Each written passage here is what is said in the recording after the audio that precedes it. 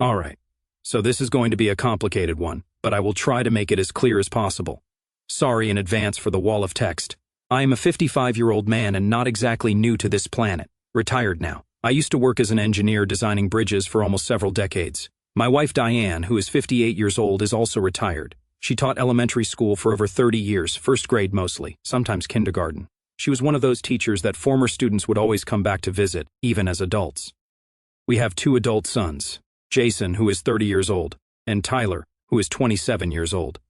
We always thought we were like this tight family unit, you know? We live in this regular house in a decent neighborhood. Nothing fancy. It is the same one we raised the boys in. We were not loaded with cash or anything, but we had enough to get by. Both kids got braces. We took a vacation most summers, that kind of middle-class life. We tried to teach the boys what we thought was important. Work hard, do not BS people, and family comes first. I guess that last one did not stick so well with Tyler. Sunday dinners were our thing no matter what.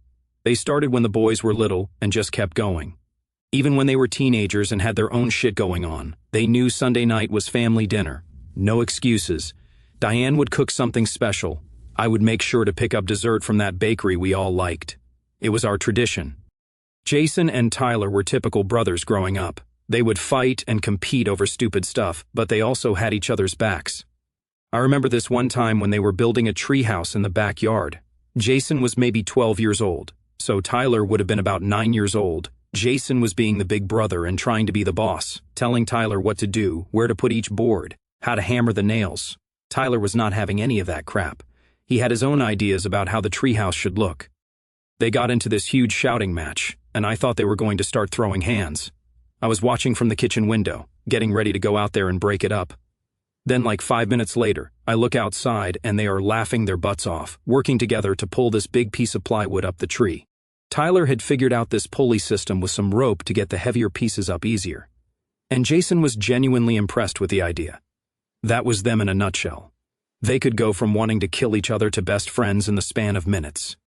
But I should have seen the signs of trouble. Tyler always had this weird competitive streak with his brother. Even when he was cheering for Jason's fish, there was this look in his eyes like he was already planning how to catch a bigger one. I should have known then that there was something off about how he viewed his relationship with his brother. The boys were different as night and day in so many ways.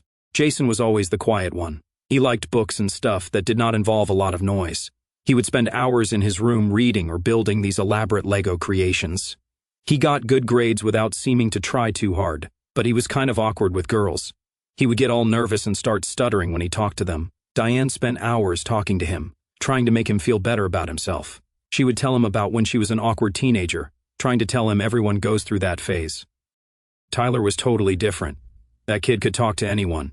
He always had friends around. He always had something going on, sports, parties, whatever.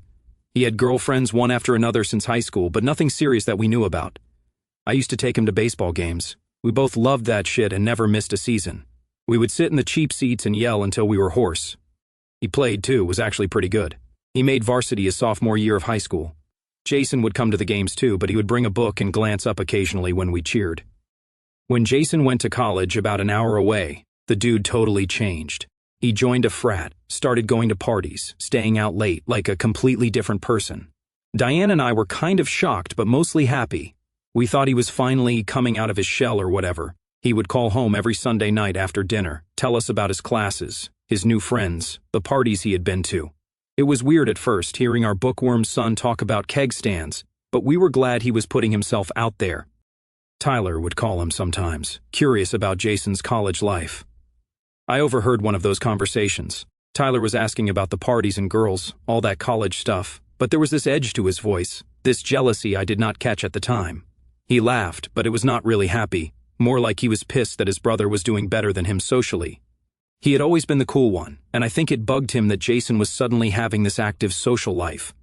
Anyway, about 4 years ago, Jason met a girl, I will call her Rachel, who is 29 years old, at some campus event during his senior year. He was totally into her from day one. He called us the night they met, rambling about this amazing girl he had met who was getting her master's in psychology.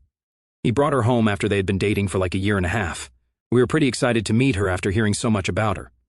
Rachel was pretty impressive, I am not going to lie. Tall, dark hair, always dressed nice but not flashy. Polite, smart, she seemed like she actually cared about our family. She asked questions about our lives, Diane's teaching job, my bridge work. She even laughed at my stupid dad jokes, which earned her major points in my book. We liked her right away. "So what made you decide to go into psychology?" Diane asked her during that first dinner. Rachel smiled. "I have always been fascinated by how people work, why they do the things they do. I had a great therapist as a teenager who helped me through my parents' divorce, and I wanted to be able to do that for other people." Jason was looking at her like she hung the moon. He was totally head over heels. He told me privately while we were washing dishes after dinner one night that he thought she was the one. He said he could see having kids with her, the whole package. "Dad, I know it sounds crazy since we have only been together a year and a half, but I just know, like when you met Mom, did not you just know?" I told him to chill and not rush it. That marriage was a marathon, not a sprint. He just smiled and said he knew. But I understood. I did feel that way about Diane when we first met. At this point, Tyler was living on the West Coast, working for some tech startup, always busy, always traveling. He did not meet Rachel for a while because of his schedule. But when he finally did visit during Christmas, I noticed something weird. Tyler kept watching Rachel, not like a normal getting-to-know-you thing, but in this intense way that made me uncomfortable. I brushed it off as nothing at the time. I figured maybe he was just checking out his brother's girlfriend, comparing her to the girls he dated. "She is way out of your league, brother," Tyler said to Jason when they were helping me set up the Christmas tree. "How did you trick her into dating you?" "Very funny," Jason said, rolling his eyes. "Maybe some women actually value intelligence and kindness over being a douchebag." They both laughed, but there was an edge to it. Jason thought Tyler was just teasing him like always. But looking back, I think Tyler saw Rachel as another thing Jason had that he did not. We saw Rachel all the time. She became part of our regular family stuff. Sunday dinners, holidays, even this family barbecue we had one summer.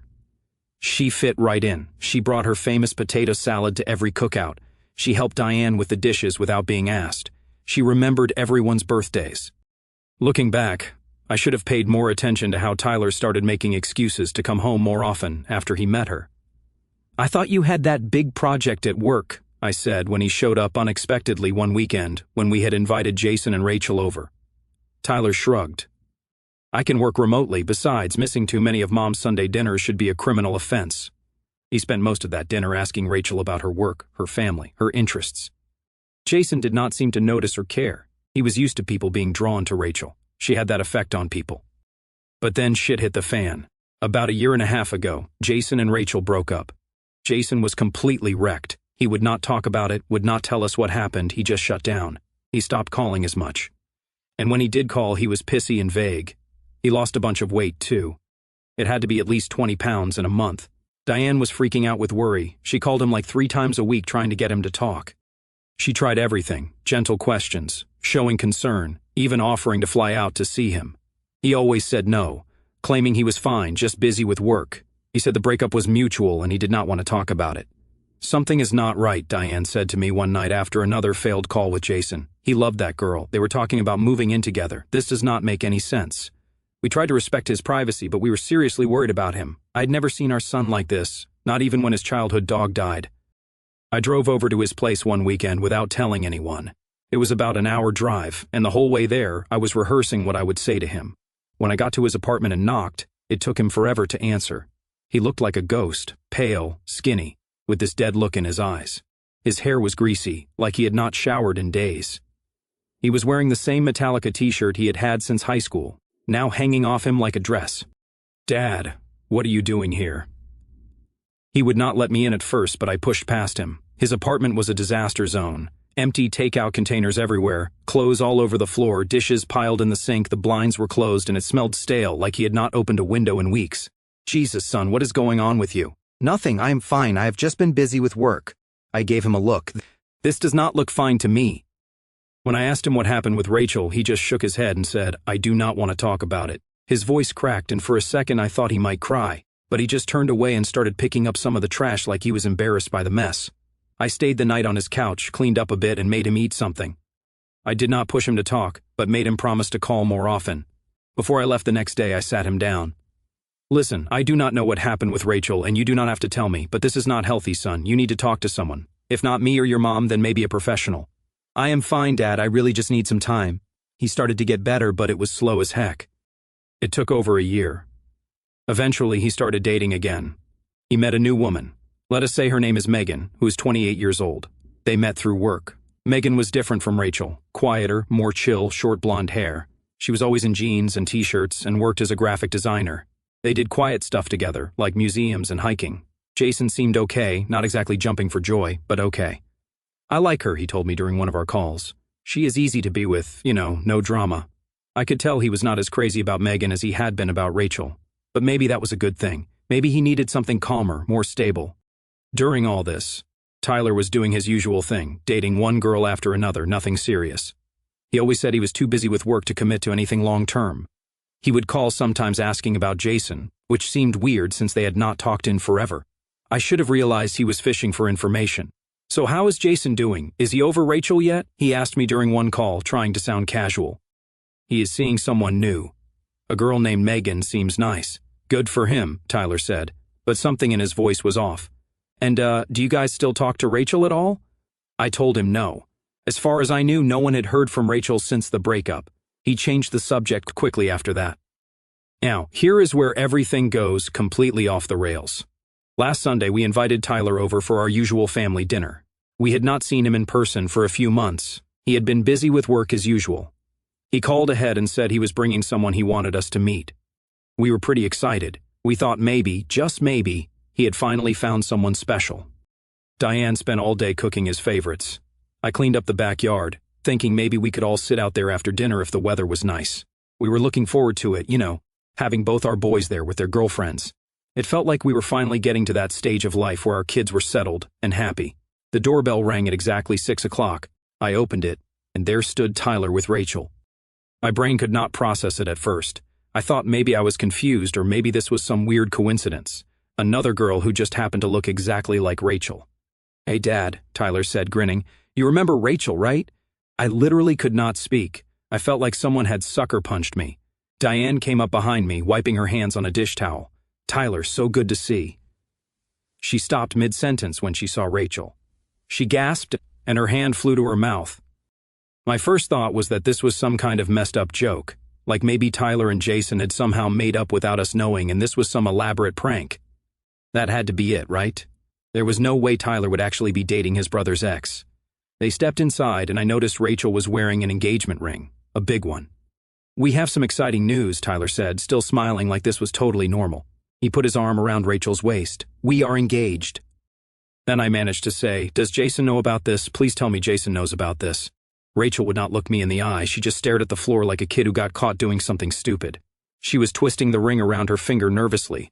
Tyler looked smug as hell with this little smirk that made me want to smack it off his face. He said, "Yeah, Dad, he knows he is totally fine with it." I knew right away that was total bullshit. There was no way in hell Jason would be fine with this. No damn way. When? How? Diane was struggling to find words. How long has this been going on? We reconnected about 6 months ago. Tyler said it was totally random. We ran into each other at a coffee shop in San Francisco. It turns out Rachel had moved there for a new job. We got to talking and, well, he looked at her with this fake lovey-dovey expression. I was about to throw up. Sometimes the universe just puts the right person in your path, Rachel finally spoke up. "I know this must be a shock. We wanted to tell you sooner, but we thought it would be better in person." "A shock?" I repeated. "Yeah, you could say that. You dated our son for 2 years, broke his heart, and then turned up engaged to his brother. What the hell is wrong with you two?" Tyler's smug expression disappeared. He started going off about how we always favored Jason, how we always put him first. He said we never appreciated him, never understood him. He got louder and louder, pointing his finger in my face, telling me I was a fucking dad who never gave him a chance. "You never came to my baseball games." "What?" "I came to every single one." "You came because you liked baseball, not because of me. With Jason you would help him with his homework, talk about books, all that crap. With me it was always try harder, Tyler, be more like your brother. Tyler, I was never good enough for you."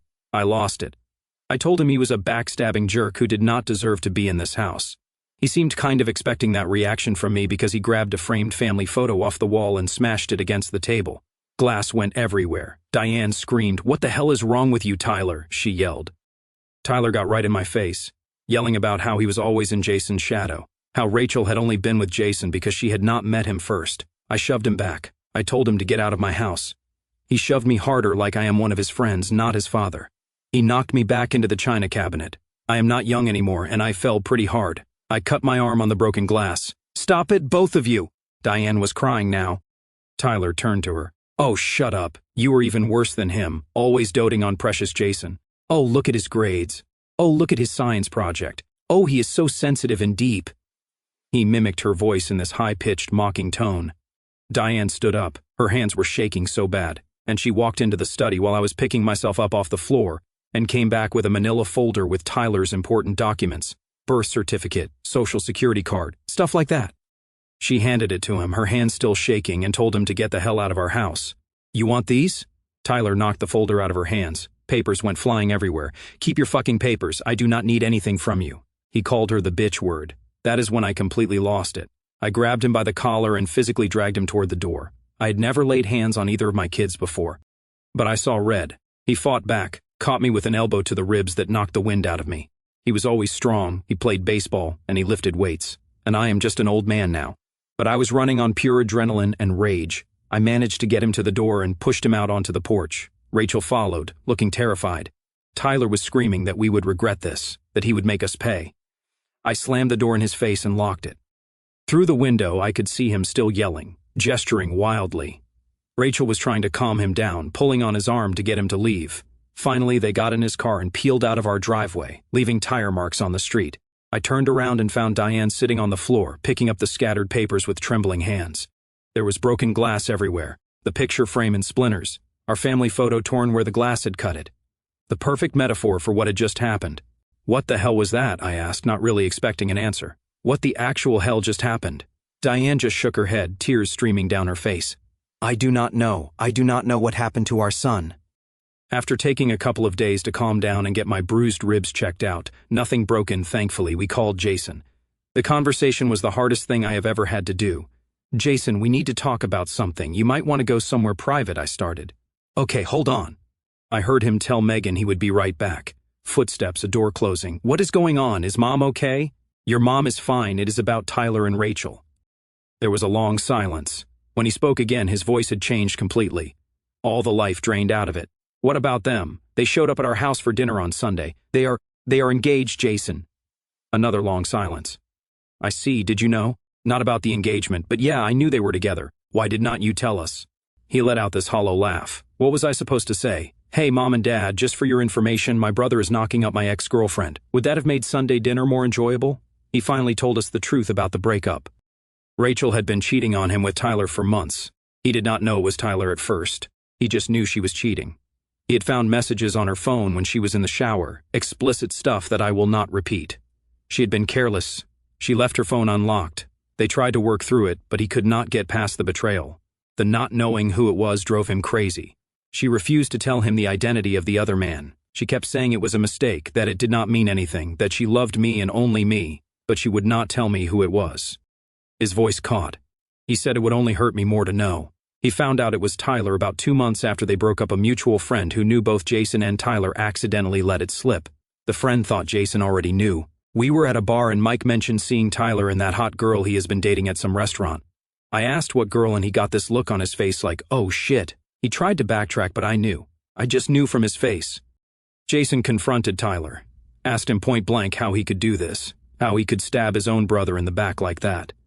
Tyler did not even try to deny it. Instead, he laughed in Jason's face and said, always the golden boy or not you. Well, guess what? I took something from you for once, and she liked it better with me. Jason said he almost punched him right there, but he just walked away instead. That was the last time they spoke. I almost called you guys so many times, he said, his voice breaking. But what was the point? It would just hurt you, and you would have to choose sides. I did not want that. He did not tell us because he said he did not want to make us choose between them. He did not want to destroy the family. He was crying on the phone, saying he should have seen the signs, that he should have known something was wrong with Tyler. It broke my heart. We told him over and over that it was not his fault, that we loved him, and that we were beyond pissed at Tyler, not him. We told him we were not going to have anything to do with Tyler or Rachel after this. He said he understood but sounded so defeated.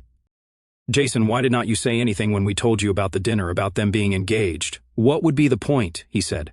They have made their choices. If they are actually getting married, I do not know. Maybe they deserve each other. That is very mature of you, Diane said. It is not maturity, Mom. It is just exhaustion.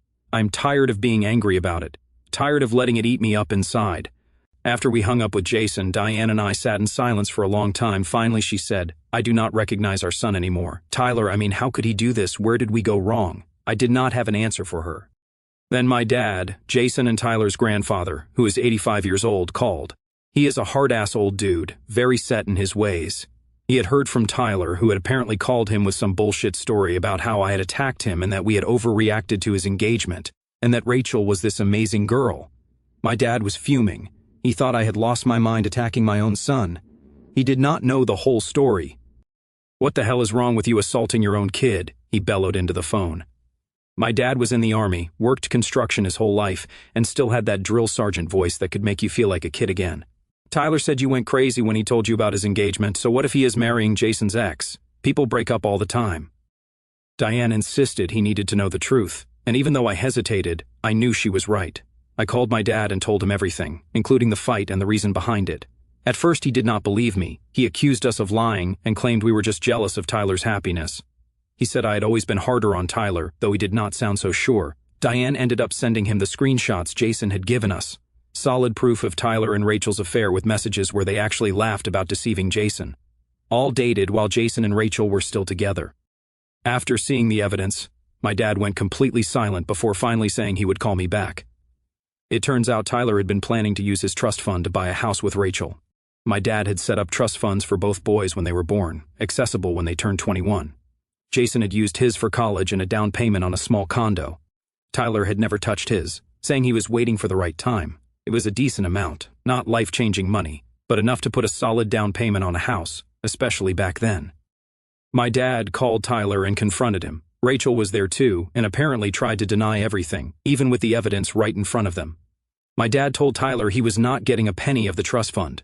Tyler completely lost it, screaming that my dad had promised him the money when he turned 21, that it was his right, that he could use it for whatever he wanted. "That was before I knew what kind of man you are," my dad told him. "I do not reward people who betray their own family." My dad told him he was giving the entire trust fund to Jason instead. He could do that. The trust was set up in a way that gave him full control until the boys were 35. Tyler threatened to sue, said he would get lawyers involved, the whole 9 yards. My dad just laughed at him. "Go ahead, waste your money on lawyers. The trust is ironclad. Ask your brother. He actually read the paperwork." Then my dad sent out a group text to the entire family explaining everything. The message got forwarded to basically everyone we know, including family, friends, former neighbors, everyone. My dad did not hold back. He called Tyler and Rachel's actions disgusting and told everyone to cut off contact with Tyler. "This is not the kind of behavior we tolerate in this family," he wrote. "They did not just date after a breakup. They were sneaking around during Jason and Rachel's relationship. They betrayed someone who loved them. I have raised my children and grandchildren to be honest, loyal people. Tyler has shown he is neither." My sister called me right away. She was beyond pissed at Tyler. She could not believe he would do something like this. She said her family would have nothing to do with him either.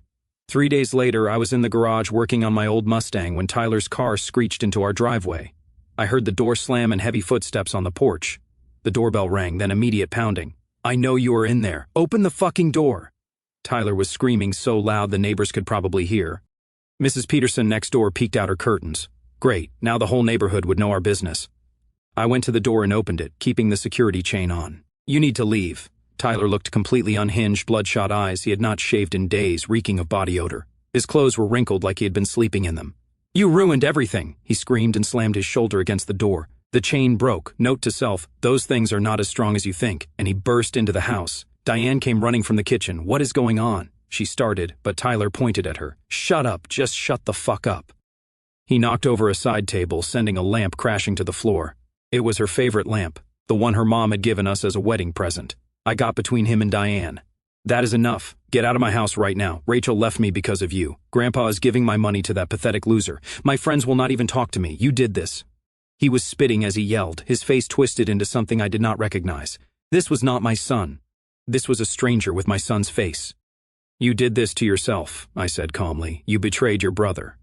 That is when he charged at me. I am not as young as I used to be, but I still managed to sidestep him. He crashed into the wall, putting a hole in the drywall. When he turned around, he had a wild look in his eyes. He grabbed the fireplace poker, gripping it so tightly his knuckles went white. His arm jerked up like he was going to swing, but he froze mid-motion, eyes locked on mine. Diane shouted his name and already had her phone out, calling 911.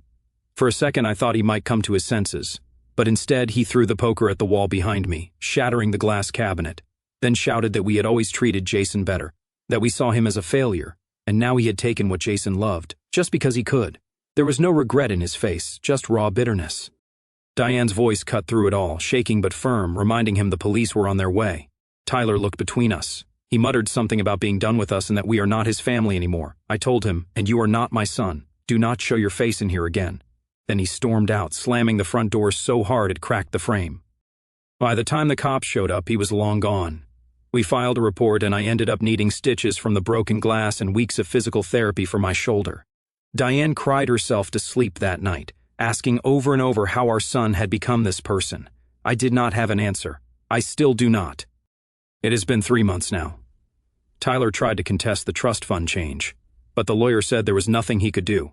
The trust was set up in a way that gave my dad full control. He even sent a letter through his lawyer. This fucking apology about how he had made a mistake, how he had let his feelings get the better of him. My dad sent back a one-line response: "Save it for someone who believes you." Rachel disappeared completely from our lives, which is for the best. The last I heard, she moved back to her hometown in Michigan. One of Jason's friends ran into her sister, who said Rachel was going through some stuff and really regretted her choices. Too little too late if you ask me. You do not get to help destroy a family and then just say, "Oops, my bad," and expect forgiveness. Jason has moved on, getting pretty serious with Megan, and they seem happy together. He deserves it after all the bullshit he has been through. He still has nightmares, though. He wakes up in cold sweats. The betrayal cut him deep. We had dinner with them the last couple of weeks, and it was good to see him smile again, to hear him laugh. Megan is good for him. Straightforward, no games. She knows all about the Tyler situation and has been super supportive. "I still cannot believe he did that," Jason said to me when Megan and Diane were in the kitchen getting dessert ready. "My own brother. It is messed up, is not it? Like, what kind of person does that?" "I do not know, son," I told him. "I wish I had an answer." He just shook his head. "The worst part is that I keep asking myself if there were signs I missed, if I could have prevented it somehow." "There is nothing you could have done," I said. "Some people they are just wired wrong."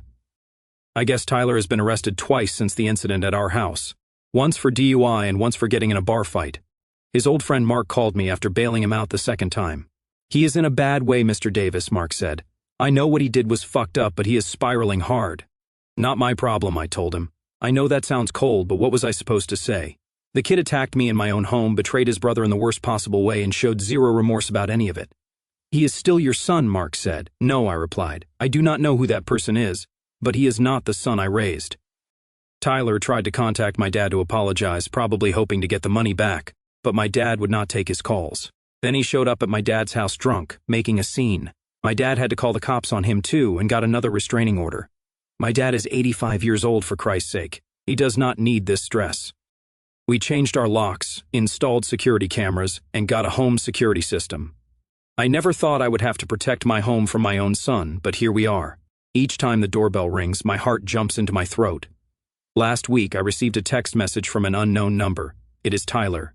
"I know you probably hate me, and I do not blame you. I fucked up big time. I'm going to rehab tomorrow. I do not know if you care. I just wanted you to know." I stared at the message for a long time. I did not reply. I showed it to Diane. She cried a little. "Do you think he means it?" she asked. "I do not know," I said honestly, "and I do not know if it matters." I thought about texting back something short like "good luck" or "I hope it helps," but I did not because the truth is I do not know if I want it to help. I do not know if I can ever trust him again, even if he gets sober, gets therapy, gets his shit together. Some bridges once burned cannot be rebuilt. The weird part about being a dad is that I still love him.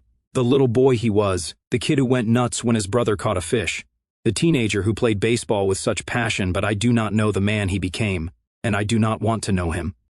That is where we are at now. One son building a life with a woman who respects him. One son, well, who knows? Maybe he is really going to rehab. Maybe he is just saying that to get back in our good graces. Either way, I'm not ready to have him back in our lives. The trust is gone, the damage is done. I'm not saying never, but definitely not now. Maybe not for years. Some things you just cannot come back from. So, that is my story. My family is broken and I do not know if it can ever be fixed.